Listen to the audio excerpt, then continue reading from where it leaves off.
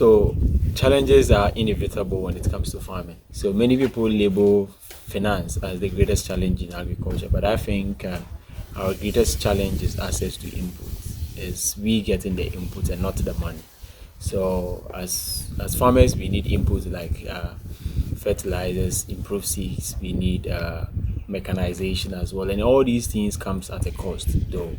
And this is what we are looking for. We're looking for people who can stand in for us to get this input, so that we can engage our natural resources to produce food. So yes, it's our greatest challenge when it comes to farming. Even though market also poses a challenge, but that is post harvest. That is when we have been able to cultivate. So I think yeah, our greatest challenge is access to inputs, and even with the input, timely availability of the input is very key. So farming is time bound. So when you have to apply fertilizer at this certain point of the time and you don't do it, it means you are missing it. When you do it maybe 2 or 3 weeks later, it wouldn't work as well as you're doing it on time. So it's not even just about the access to the input, but availability of these inputs on time, which is killing us as youth. So yes, for us, as I talk to you now, we are planting seed, and these seeds are collected on credit, because if we say we are going to wait till we get the money to purchase these seeds, it's going to be a challenge. Through the foundation, we have been able to purchase some amount of fertilizer, which we think can go a long way with us, even though we need to buy more. Uh, that is how we are managing it. We, by God's grace, we have a tractor from the foundation. We have some of the implements, even though we don't have others. We are looking around to hire planter, even for our planting today. But then we've been there for several weeks. We are not getting it, and like I say, it's time bound. So once we are unable to do it on time, then it means we are mixing it, and the whole investment is going down the drain. So that is it. That is what we're doing. We try to take some on credit because of our credibility. We have some outlets who are ready to credit some of these inputs to us, and it is helping us. So Seedco is an example, right? Yeah, so Seedco is being sold by an outlet over here. It's not Seedco company. So the outlet is selling. So we talk to them, and then they are ready to give us Seedco to plant the season on credit, so that we pay later. How good is Seedco? Okay, so Seedco is one of the new varieties in the market. It's a hybrid. So few friends have planted and they've testified that it's high yielding and it's drought resistant, and so we went in for that.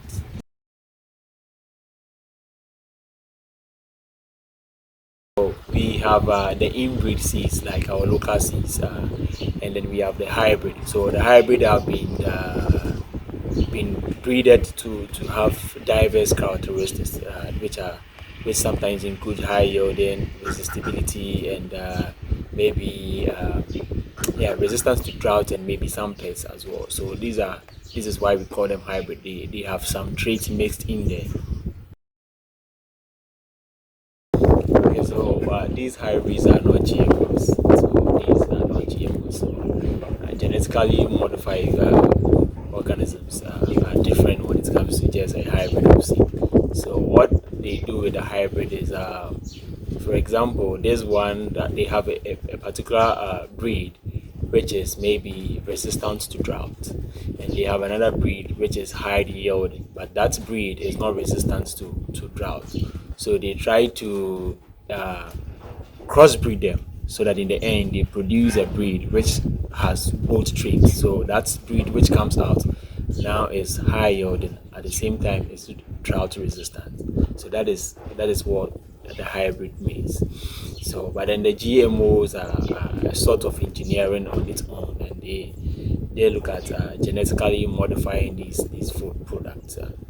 Now my take on GMO is, as somebody who has a science background, I believe GMO could be a way out, but then it has to be monitored and guided. It's just like we trying to meet our challenges, we don't go overboard in the end. So fine, genetically modified food, people have researched and say they have disadvantage. They end up maybe having effect on humans. I That's the guess long term, right? on the long term. So people have tried to experiment, tried to research, and they have come out with these results and these recommendations regarding GMOs. And then we still have a group of scientists who are also advocating that these GMOs are totally not harmful. So it means that there is still more work to be done on GMO. That is for me. It has to come to a point where we all come to a consensus and say this is what it is to choose GMO, and that is what we are not finding. And then our research system is also not investigating. Okay, what is if that's what is they are saying? What have we also found out from GMOs? Let us do it ourselves. Let us monitor it. Let us see the end result. Is it good for our people? Is it good economically? Is it going to fit our society? Is it going to be favorable to our environment? We look at the sustainability aspect of this GMO, and then we decide as a country to go in for it or not. But so personally, I think we do not have so much info when it comes to GMO because there is conflicting results on GMO. People say it is good, others say it is bad. But since I haven't had the opportunity to experiment myself, I can't take a stand until I have personally had a feel of it. All right, so I don't see GMO to be the future of agriculture. If you look at a country like Ghana, we don't basically need GMO because if you look at the area of land available for cultivation, we haven't tried cultivating even 30% of it. That is one. Two, we haven't even mechanized our agriculture to that point. Three, when it comes to irrigation, it is something below 3%. So these are the lapses in there. We haven't even invested in that. So it is when you go overboard these and you think you still have to put in much effort to feed your people. That is when you might think of GMO because maybe they are more high yielding, they are resistant to drought, to pests and all that. So you might think of GMO. But if you look at the state of Ghana's agriculture, our agriculture hasn't received that maximum investment where we think we can never keep pace. That's rather there's a cap for a lot of investments to be done. When it comes to irrigation, we have less than 3% under irrigation. We are still on the rain-fed agriculture. Like you saw on the farm today, we are still planting with cutlass, but there are planters out there. So it looks like our productivity is always going to be low, even compared to areas where they are using a full set of mechanization and having a lot of system in place. So we have a lot of agriculture technology out there aside GMO that Ghana hasn't even dared try to about 50%. So I think that is where we should channel our attention to. So I look at the future of agriculture where we try to adapt some of these good technologies, these sustainable technologies, and we use it to increase and improve our yields. It comes to improve our productivity. It comes to expand our production as well. So that is what I'm looking at, how we would add value even to what we produce in the end, how we can store food.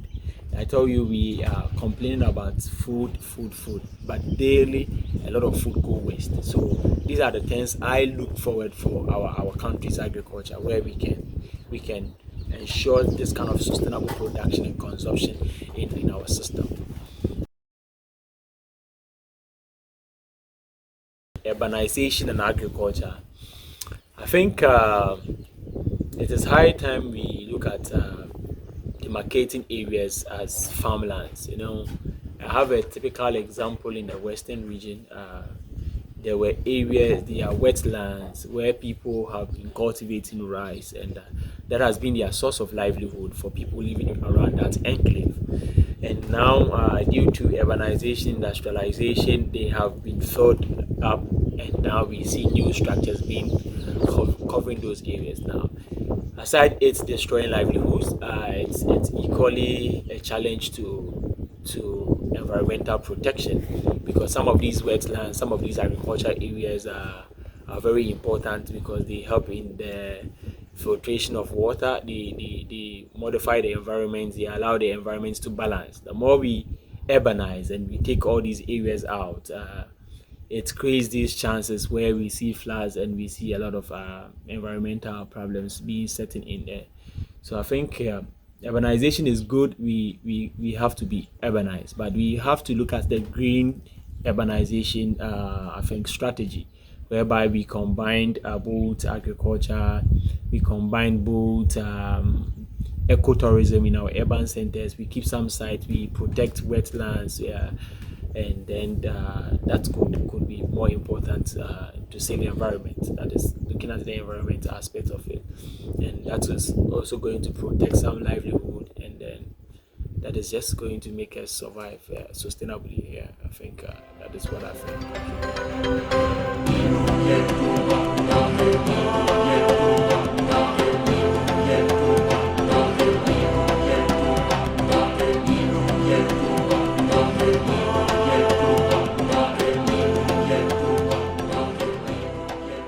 Okay, so just as we human beings grow on food, crops as well also grow on soil nutrients. So we are very much concerned about soil nutrients.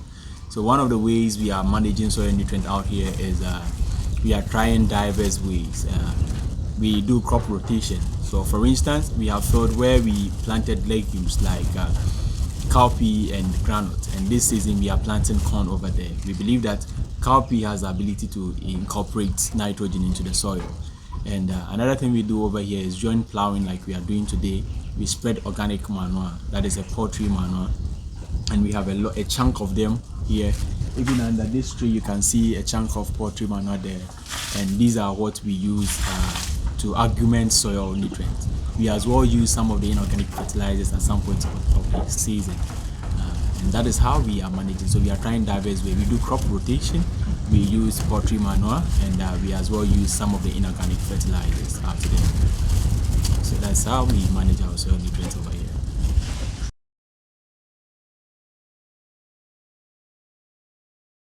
Okay, so when we plant our seeds like we are doing today, we face a lot of challenges with pests, and they come in to remove the seeds. So we have observed that since they are looking for the same seeds, we just have to soak some of the seeds in glyphosate. And glyphosate is a chemical used for spraying. It's a weedicide.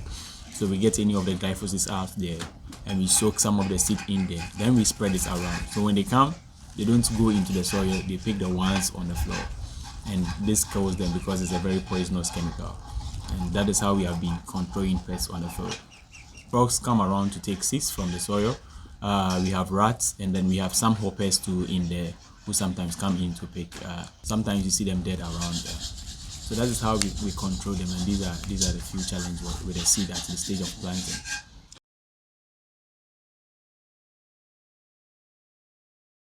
So the seed we spread around, because glyphosate are very good weedicide for grass, and corn is a grass. Even that seed, when it tries to germinate, it will die off.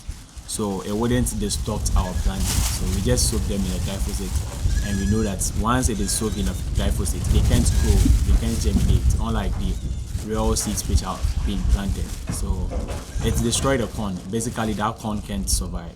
The corn soaked in the glyphosate. Oh, so if I get you well, then it seems, let's say, if you are planting, let's say, a full bucket of seeds, maybe you take a handful, and then soak it in the glyphosate, and then use that one to control the pest. Yes, yeah. That's great.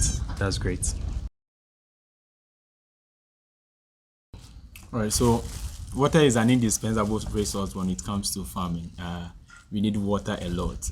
Aside even our own consumption need, we also need it for the crops we plant. So what we do over here is we've drilled boreholes on the field.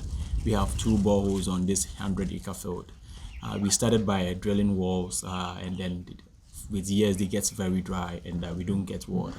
So we brought in boreholes, and it has been better. So we've set it up right here. We have polytank where we pump water from the ground into the polytank, and we use it when we need it. And one of the challenges when it comes to water is we are looking for a renewable source of energy to power our pumps, and that is what we don't have. If we should get solar panels, because the sun is so hot over here, and there's a lot of energy which could power our pumps for us to get water. So I think that is how we get water. We have boreholes on the field, and we use petrol engines to oil.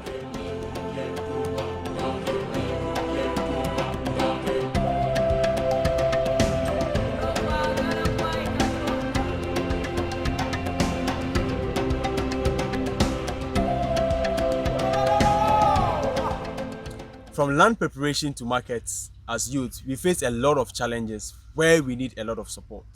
We need implements like harrows, planters to enable us work very well, make us more efficient and help us be very, very on time. When it comes to the cultivation, we also need inputs so that we can cultivate enough land. We need improved seeds, we need quality fertilizers, we need good agrochemicals which will protect our food crops. When it comes to markets, we need market channels, we need good prices which will enable us to be more competitive in the market. In the next 5 years, we want Youth Feed Ghana to be in all the 16 regions in Ghana. Even though our last agriculture census says that we have less than 30% of youth engaged in the agricultural field. But we want it to improve to about 50% of youth taking over the agriculture sector. So we want to grow Youth Feed Ghana to that level. We want Youth Feed Ghana to bring a lot of youth into agriculture. We want Youth Feed Ghana to come and transform the ideology of agriculture that will move youth from the culture side of agriculture to the agriculture business terrain. This is our focus as youth, and we want to make sure that in the next 5 years, majority of the food eaten by Ghanaians will be produced by we the youth who find ourselves in this scale.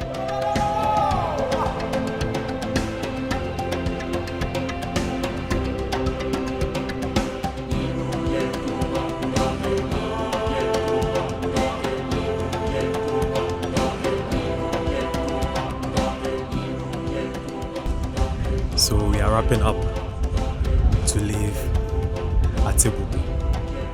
It's been a very wonderful moment here with Mr. Abroquah, getting to know what he is doing here in details, and then also getting to experience everything firsthand. I think I have to be a farmer, with my knowledge and my experience. Everything that I've gathered here on the field today and then yesterday, so amazing. So anyways, any suggestions, any objections, any addition, any comments for Mr. Abroquah, please do well to leave them in the comment section below. And then if this video is of value to you, please hit the like button. Yeah, it will help boost this video and then also this channel for people to enjoy what you just enjoyed. And if you like what we do here, kindly consider subscribing and then join the family, and you can hit the notification bell to stay updated whenever we post. So it's been a nice day. Anyways, COVID-19 is still out there, so please follow all the protocols and then stay safe, stay protected, put on your mask, and then I'll see you